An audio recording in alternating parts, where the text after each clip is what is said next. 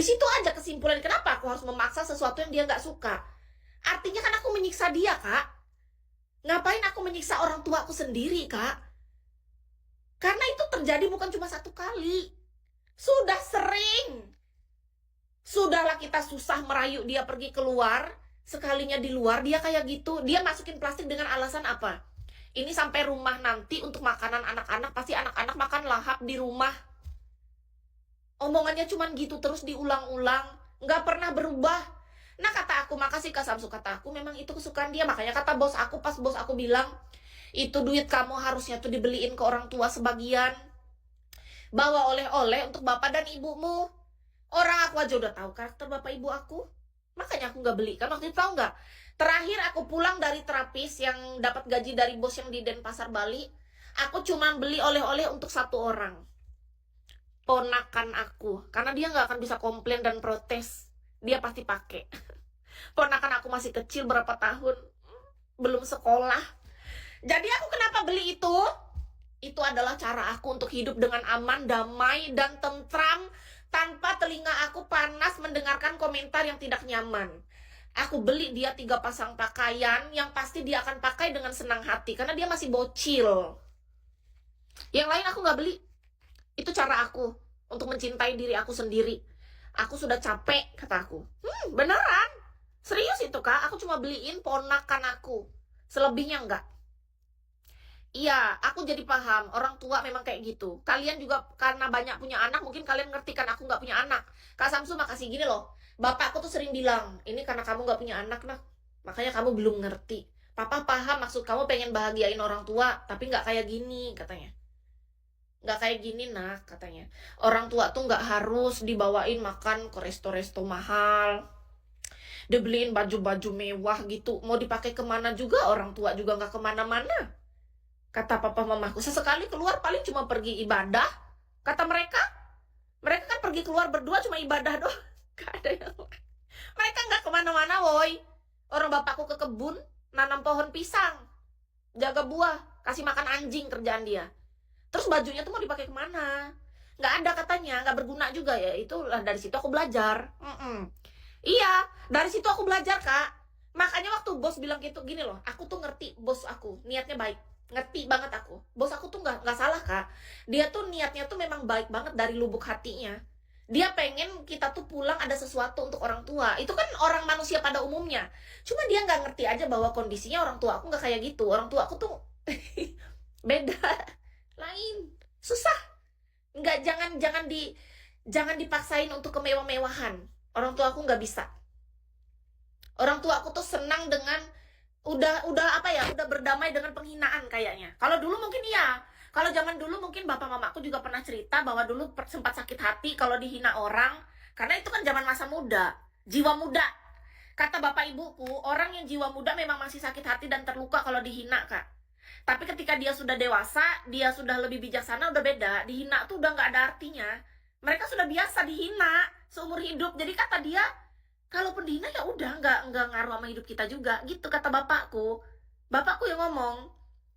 Ya, iya dikubur suruh pakai jam. Makanya kata-kata bapakku, mau dipakai kemana juga, nak, sesehari juga papa di kebun, katanya kan. Ya memang sih berguna apa yang kamu kasih itu, sesekali misalnya papa ke ibadah sama mama. Makasih katanya gitu. Tapi ke depan nggak usah lah kamu buang-buang uang untuk hal-hal kayak gini. Lihat adik-adik kamu lah, itu mereka kalau datang juga palingan bawain papa roti.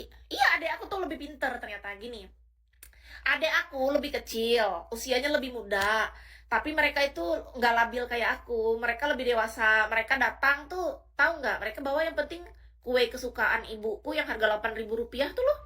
Malah senang ibuku, jadi bukan dari harga, woi.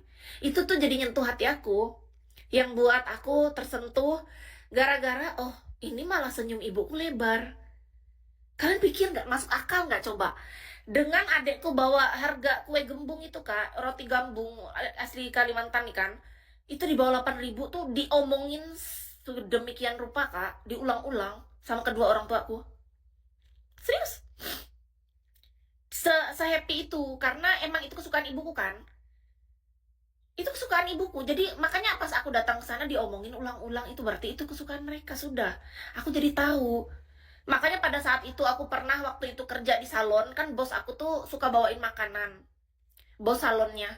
Dia bawain lah jengkol lalaan, dipikirnya aku suka jengkol. Jengkol lalaan khas Banjar yang paling terkenal itu loh. Yang lumayan lah harganya di sini tuh. Dibeliin sama dia, dipikirnya aku suka. Dia kasih, aku nerima bukan karena aku suka. Aku nerima karena aku ingat itu kesukaan ibuku. Karena aku ingat waktu ibuku dibeliin roti harga 8.000, dibawain adekku, dia sesenang itu. Dalam hatiku ibuku pasti senang kalau aku bawain jengkol kesukaan dia ini gitu loh. Sebelumnya aku nggak pernah bawa yang gitu-gitu untuk orang tua aku, kan. Jujur aja.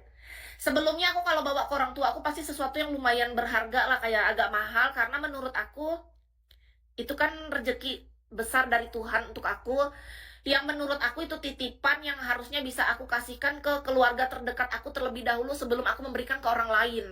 Iya, beneran loh. Jadi akhirnya aku ingat dengan apa yang bikin mereka senang. Aku bawakan jengkol lalaan tadi yang hadiah dari bos aku. Jadi bos salon aku bawain itu, dibagiin ke karyawan salonnya. Aku ambil, kata dia, emang kamu suka jengkol? Kata dia, enggak, aku nggak suka jengkol, tapi ini kesukaan ibuku, kataku. Aku bawa ke ibuku. Memang senang sekali dia, Kak. Sesenang itu dia, happy, wajahnya ceria. Cuman gara-gara jengkol, kalian tahu, baru datang nih langsung dibuka dan dimakan habis sama dia. Nggak disisa, nggak ada sisa, langsung dimakan sama dia, dicocolnya lalaannya itu. Dalam hatiku, oh ternyata ini kesenangan orang tua. Dulu aku capek-capek kesana kemari membelikan ini itu yang menurut aku itu kebanggaan aku supaya mereka happy, tapi mereka nggak sehappy itu. Salah aku. Salah aku, Kak. Letak kesalahan terbesar aku yang aku pikir semua tuh bisa dinilai dengan uang ataupun harta berharga kayak perhiasan atau jam tangan mahal. Ternyata orang tua aku enggak. Bukan itu yang mereka cari. Cuman sebuah jengkol, itu malah dia sesenang itu. Dari situ aku belajar, kata aku, ngapain aku ngoyok lagi? Nggak perlu aku capek-capek. Sekarang lihat, aku kapan ada waktu mau live, aku live. Kalau aku mau handle massage, aku massage. Nggak berlebihan, kerja aku secukupnya aja. Karena apa? Karena aku udah merasa cukup banget. Salam kenal juga, Kak. Gini loh, Kak. Aku dapat duit, dapat rezeki dari Bigo, aku senang. Dapat dari massage seberapanya, aku senang. Karena apa? Karena udah kayak hidup aku, ya apalagi nggak ada yang ku kejar. Dulu kenapa aku mengejar seambisius itu? Karena menurut aku pengen memberikan kemewahan itu kepada orang tua aku agar mereka bangga. Tapi sekarang kurasa kayak, apa lagi? Mereka aja nggak sesuka itu sama suatu yang mewah.